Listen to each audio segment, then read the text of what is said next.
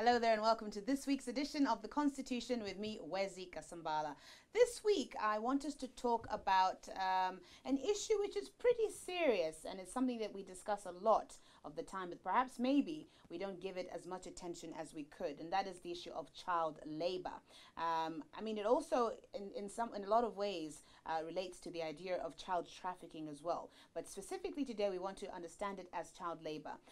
We've heard so many cases of children perhaps being exploited either by corporations or even in the domestic setting, and I want us to understand how it is children are actually protected by the current laws that we have, and perhaps what it is we can do to make ourselves perhaps more aware of when it is in fact that we are exploiting a child. So today I'm joined in the studios by a former child justice magistrate, Esme Tembenu, to help us understand these matters and perhaps school us and give us a bit more insight. Thank you so much for joining us. Thank you. Pleasure to have you on the program. Thank you. As I was saying, Esme, we hear of so many cases. In the media, we report cases of children being used as for forced labor, working perhaps on farms and fields, even in the domestic setting. Sure. So it's a very serious issue. But I want us to, first of all, define child labor. How is child labor defined in our law? Thank you very laws, much. rather. There are several definitions. Yeah. But I would define child labor as any type of employment that deprives children of their childhood, interferes with their regular school attendance, that is also physically, socially, emotionally dangerous and harmful to their health. So when we are talking about child labor, there are so many types of child labor that are given to children. That was going to be my next. But then people don't know the difference. Most people don't know the difference between child labor and child work. Aha, I see. Yes. I'm glad you said that. So before we get to that, talk me through the various forms of child labor that exist that perhaps people are not even aware of. So when we're finding ourselves in situations where we're exploiting children, we don't know it. So what are some of the various forms of child labor that we should know about? Yeah, you know, when a child has been employed, unfortunately, our laws are allowing children to be employed. When they are being employed, for example, so the laws do allow children to be employed? Yes, the Employment Act is permitting children that are 14 and above. Oh, wow. To be employed. Right, I didn't know that. Yeah, sure. Okay. It's a gap anyway. But on the other hand, we are also looking at some children that are heading families. Yeah. Child-headed families.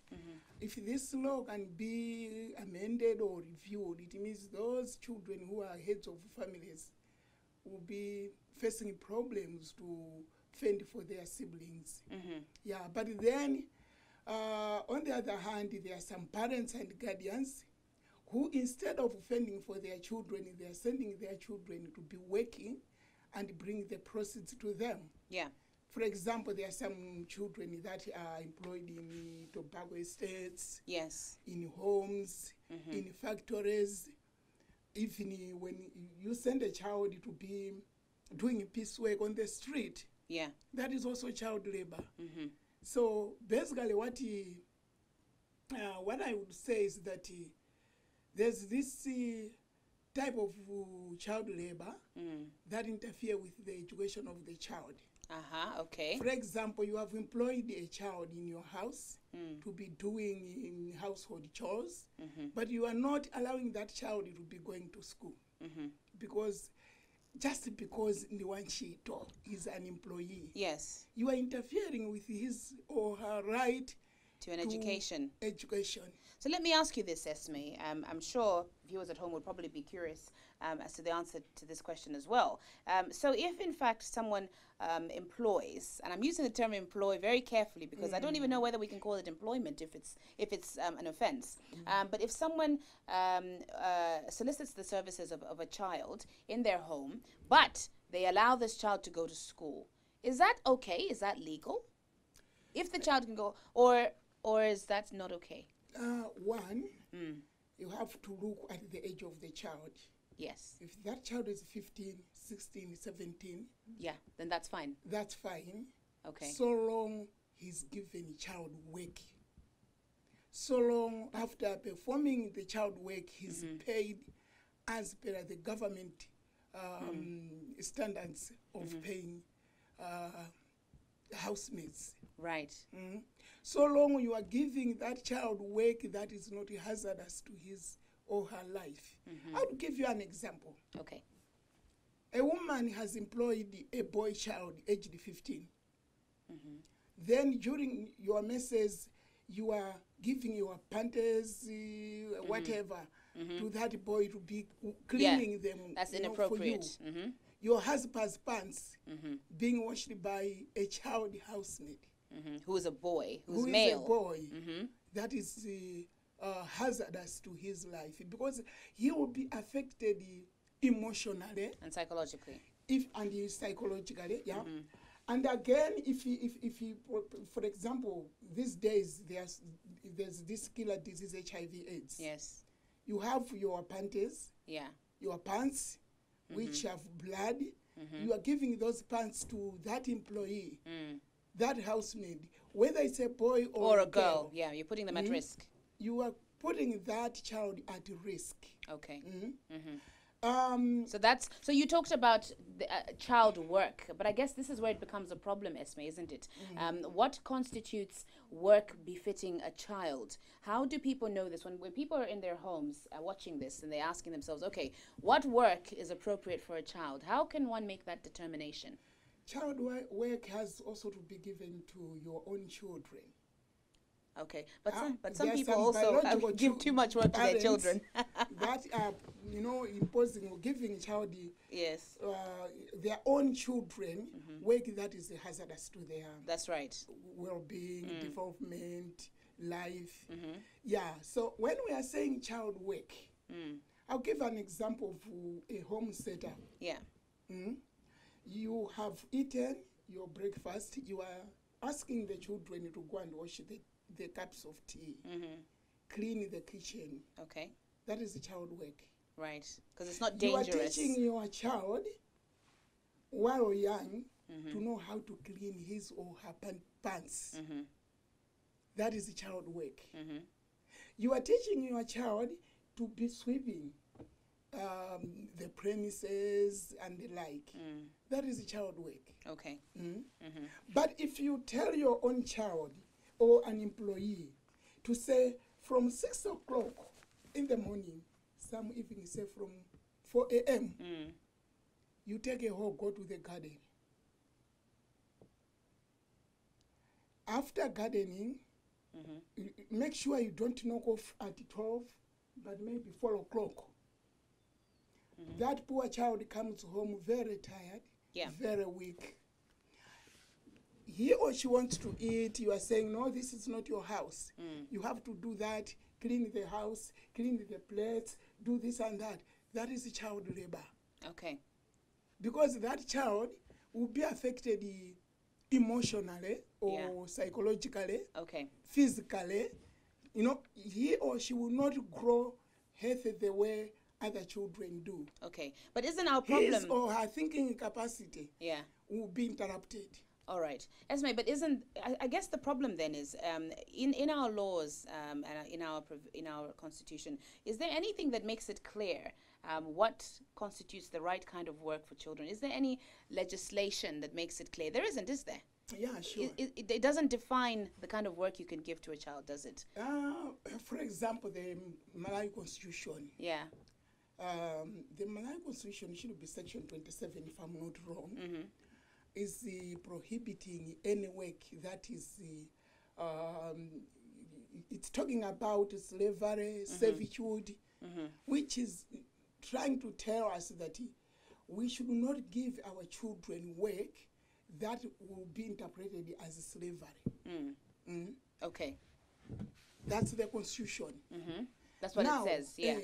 If we go to the Employment Act, the Employment Act is saying children that are 14 and above can be employed. but that the work should not be hazardous. Okay, right. The same Constitution, under Section 23, is also providing for protection of children, saying any child who is below the age, it's now 18 and no longer 16, yes. Any child below the age of 18 should not be given work that is harmful to his health, that will interfere with his education and the like. Okay, so that's in the Constitution. It's that's clear. In the Constitution. Now we go to the the Trafficking in Persons Act. Right. Trafficking in Persons Act has also created an offense of child trafficking. Yes. This is because there are some children who are living in town or living on the street because someone went into the village, lied or deceived the parents or guardians to say, I want to take this child into my home. I want to be providing education to him or her. But when those children come in town, they are not allowed to go to school. Right. Instead, they are sent on the street to be begging or be doing this work. Yeah. So in that case, they carry heavy bags, heavy goods, so that at least they receive something and take it back home. When this poor child goes home without anything, any money, bread or whatever, they are not given access to food and accommodation. Yeah. There are some girl children who are also deceived from their villages that we want to send you to good schools in town. Yeah. Once they arrive in town, they are sent on the street to be doing prostitution. So that's why the Trafficking in Persons Act has also created this offense of child trafficking because there are a number of children that are trafficked for labor exploitation. Okay. So in that case, Esme, would it mean that if indeed someone was found to have been in violation of one of these rules of law, would they be prosecuted for both trafficking as well as engaging in child labor? Yeah, would they be handled separately, or would it just be child trafficking? It depends upon the ingredients of the offense that one has committed. Okay. Yeah, because for example, there are some children who are given that hazardous work which is interfering with their physical well-being or physical health. If that child has sustained some injuries during the performance of the job he was assigned to do, then if for example, if it's a cat, then there's an offense. Yes, of course. Because and then it's also child abuse, isn't it? It's also child abuse. Which is also provided for. Negligence is also there. They can be sued. Right. And be made to compensate the abused child. If it's child trafficking, then there is also a penalty attached to it. Yes. Under the criminal law. Anyway, since it's about child trafficking, let me go. And labor. Yes. All right. So clearly, what you're trying to say is, at the end of the day, the provisions are there. And the laws are there, but perhaps maybe it only becomes problematic because of how we as individuals interpret these laws. Enforce. Yes, and enforce, and also the enforcers. But what I wanted to say was, before we go to break very quickly, the other issue that has arisen perhaps is the idea of what constitutes a child. That has always been a problem in the past. I know now you're saying it's standard, it's 18, but is someone who's 16 not a child then? Because you're saying you can be employed if you're 14 and above, as long as the work is not sort of dangerous and isn't hazardous to the child. But does that mean a 16-year-old and a 17-year-old are not children? They are. They are so children. If a 16 and 17-year-old are engaged in work that's dangerous, is that okay? It's not okay. So what does the law say about that? When you employ a child who is 15, 16 or 17, rather below 18, between 14 and below 18, you should give that child work that is suitable for his or her age. that is okay. Right. And make sure you are paying the child every month.